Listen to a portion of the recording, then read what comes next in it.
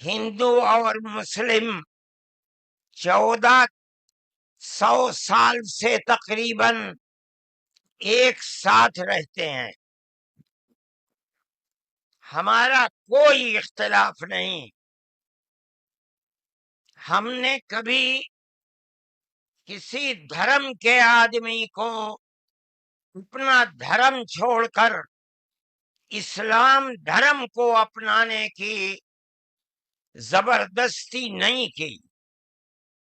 ہمارا ماننا ہے کہ دھرم وہ چیز ہے جس کو آدمی اپنے دل سے قبول کرتا ہے.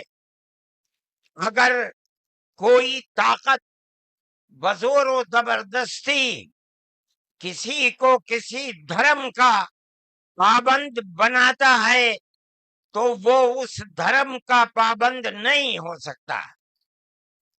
آپ دیکھیے کمیونزم آیا، بخارا، سمرقند، تاشقند، ازبکستان، تاجکستان، پورے روس کے اندر، قزاقستان، قرغیزستان، آذربائیجان، یہ وہ ملک ہیں جو ملک خالص اسلامی ملک تھے، مگر کمیونزم نے اپنی طاقت کے بلبوتے پر مسجدوں کو توڑ دیا، نمائش گاہ بنا دیا، اور 80-90 سال میں یہ لگنے لگا کہ اسلام کا جنازہ نکل گیا.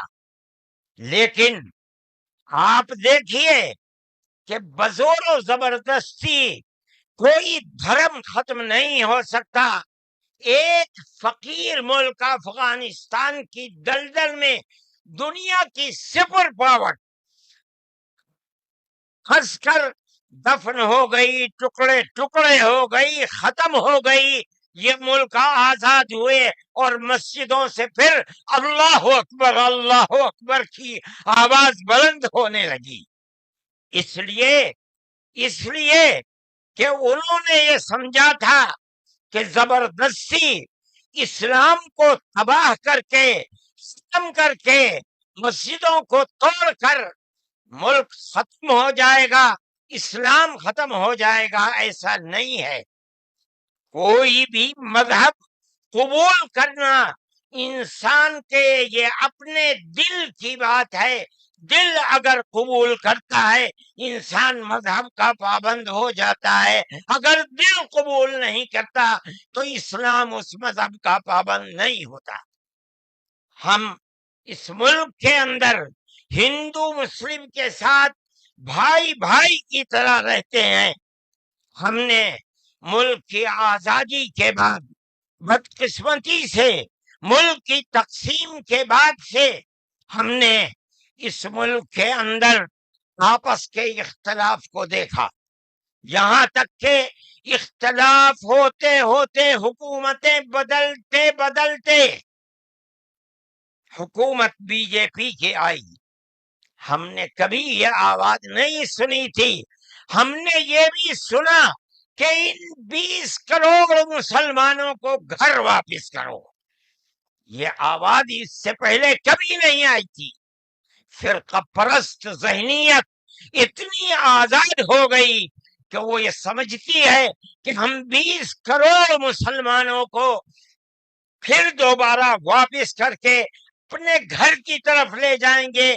یعنی اس کا مطلب ہے کہ ہم ان کو ہندو بنائیں گے، اس لیے کہ ہندو ان کا گھر ہے، ان کے باپ دادا ہندو تھے. مگر میں آپ کو یہاں کے دھرم گرو بیٹھے ہوئے ہیں اور میں مسلمانوں کو نہیں، میں پورے ملک کے اندر میڈیا کے ذریعے سے یہ بات پہنچانا چاہتا ہوں کہ ایسا کہنے والے لوگ نہ اپنے ملک کی تاریخ کو جانتے ہیں، وہ جاہل ہیں، نہ وہ اپنے مذہب کی تاریخ کو جانتے ہیں. میں جو بات کہہ رہا ہوں وہ کہہ رہا ہوں اور صحیح کہہ رہا ہوں. میں نے اس مسئلے پر غور کیا ہے. میں یہ کہتا ہوں مسلمانوں کو یہ بات سمجھنی چاہیے. اور یہ دھرم گرو بیٹھے ہیں ان کو بھی یہ بات سمجھنی چاہیے کہ جس طرح اللہ نے سب سے آخری نبی حضرت محمد صلی اللہ علیہ وسلم کو عرب کی سرزمین میں بھیجا ہے، اس کی حکمت ہے، وہ اگر چاہتا امریکہ میں بھیج دیتا، وہ اگر چاہتا ان کو افریقہ میں اتارتا، وہ اگر چاہتا سوئٹزرلینڈ میں اتارتا، وہ اگر چاہتا دنیا کے کسی ملک کے اندر اتارتا، لیکن اس کی حکمت کہ اس نے سب سے آخری نبیوں کے سردار کو اگر اتارا تو عرب کی سرزمین میں اتارا۔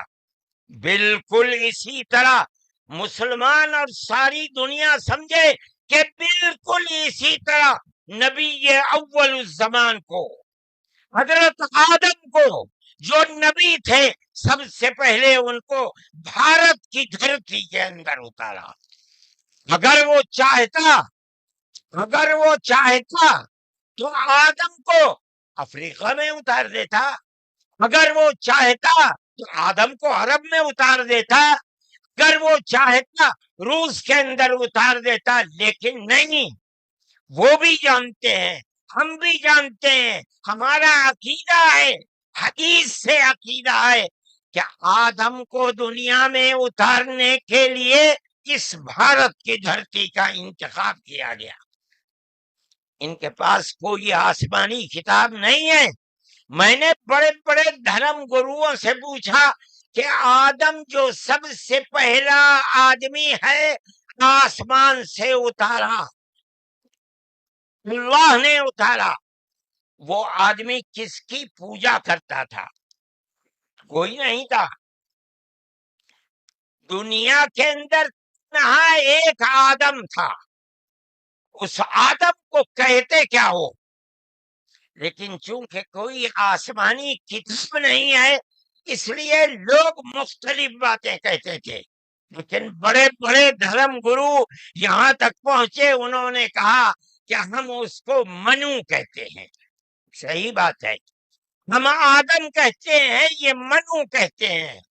ہم آدم کی اولاد کو آدمی کہتے ہیں، انگریزی بولنے والے ایڈم کہتے ہیں، فارسی اور عربی بولنے والے آدم کہتے ہیں، اور یہ اس کو منو کہتے ہیں جو اس بھارت کی دھرتی کے اوپر اترا۔ ہم آدم کی اولاد کو آدمی کہتے ہیں اور یہ منو کی اولاد کو منش کہتے ہیں۔ سوال یہ پیدا ہوتا ہے، میں نے بڑے بڑے دھرم گروؤں سے پوچھا، جب کوئی نہیں تھا، نہ شری رام تھے، نہ برہما تھے، نہ شیو تھے، جب کوئی نہیں تھا تو سوال پیدا ہوتا ہے کہ منو پوجتے کس کو تھے؟ کوئی کہتا ہے کہ شیو کو پوجتے تھے، لیکن ان کے پاس علم نہیں ہے۔ بہت کم لوگ یہ بتاتے ہیں کہ منو کچھ نہیں تھا دنیا میں، وہ اوم کو پوجتے تھے۔ میں نے کہا اوم کون ہے؟ بہت سے لوگوں نے کہا کہ وہ ایک ہوا ہے جن کا کوئی روپ نہیں ہے، کوئی رنگ نہیں ہے، وہ دنیا میں ہر جگہ ہے، ہوا ہر جگہ ہے۔ انہوں نے آسمان بنایا، انہوں نے زمین۔ میں نے کہا کہ ارے بابا، انہی کو تو ہم اللہ کہتے ہیں، انہی کو تو تم ایشور کہتے ہو، اسی کو تو ہم اللہ کہتے ہیں۔ فارسی بولنے والے خدا کہتے ہیں، انگریزی بولنے والے گاڈ کہتے ہیں۔ اس کا مطلب یہ ہے کہ منو ایک اللہ، منو یعنی آدم، ایک اوم یعنی ایک اللہ کو پوجتے تھے۔ یہ ہمارے ملک کی تاریخ ہے، یہ دنیا کے دھرموں کی تاریخ ہے۔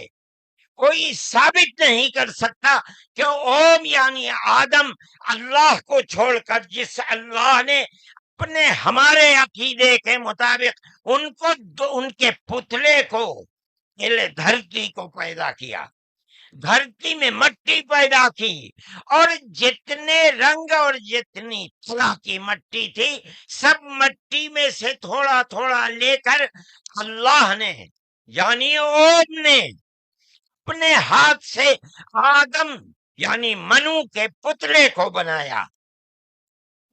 اسی لیے حدیث میں آتا ہے کہ جتنی طرح کی جتنے رنگ کی مٹی تھی، آدم کی اولاد، منو کی اولاد، منش کی اولاد اتنے ہی طرح اتنے ہی رنگ کی بدلی۔ کوئی مٹی سخت ہے، آدمی کے دل کے اندر سختی ہے، کوئی مٹی نرم ہے، جیسی مٹی تھی ویسا ہی اثر آدم یعنی منو کی اولاد کے اندر پایا جاتا ہے۔ یہ ہمارے اس دھرم کی خصوصیت ہے۔ اس کا مطلب ہے کہ سب سے پہلے لا الہ الا اللہ کی آواز ہندوستان کی دھرتی پر اتری ہے، یہاں سے پیدا ہوئی ہے۔ سب سے پہلے منو نے اوم کی عبادت کی ہے۔ اوم ایک ہے، اللہ ایک ہے، اس کا کوئی شریک نہیں ہے۔ پھر یہ چیز چلتی رہی۔ یہ آدم اور قوم کا یہی عقیدہ تھا، ان سے غلطی ہو گئی۔ ہمارا قرآن کہتا ہے وہ پریشان تھے کہ میں اپنے اللہ سے یعنی اوم سے منو سے جو غلطی ہوئی ہے اپنے اوم اور اپنے اللہ سے معاف کیسے کراؤں۔ قرآن کہتا ہے اللہ نے ان کے دل کے اندر ڈالا، فتلقى آدم من ربه کلمات فتاب علیہ۔ وہ بات کیا تھی؟ قرآن کہتا ہے ربنا ظلمنا انفسنا وإن لم تغفر لنا وترحمنا لنكونن من الخاسرین۔ اے میرے اور میری پتنی ہم وطی کے مالک پالنہار، ہم سے غلطی ہو گئی، ہم نے اپنے اوپر ظلم کر لیا۔ اے اوم، اے اللہ، اگر تو نے معاف نہیں کیا تو ہم بڑے ٹوٹے میں رہ جائیں گے۔ اس کا مطلب ہے کہ وہ ایک اوم ایک اللہ کی عبادت کرتے تھے۔ یہ اس دھرتی کی تاریخ ہے۔ نہ اس وقت شیو تھے، نہ رام تھے، نہ برہما تھے، کوئی نہیں تھا، تنہا آدم اور منو تھے۔ وہ جانتے تھے کہ ان کا پالنہار کون ہے، وہ ان کی عبادت کرتے تھے۔ پھر اس کے بعد ان کی اولاد چل پڑی اسی دھرتی کے اوپر، انہوں نے چراغ ایک اوم یعنی ایک اللہ کی عبادت کا اس بھارت کی دھرتی پر دنیا میں سب سے پہلے جلایا تھا۔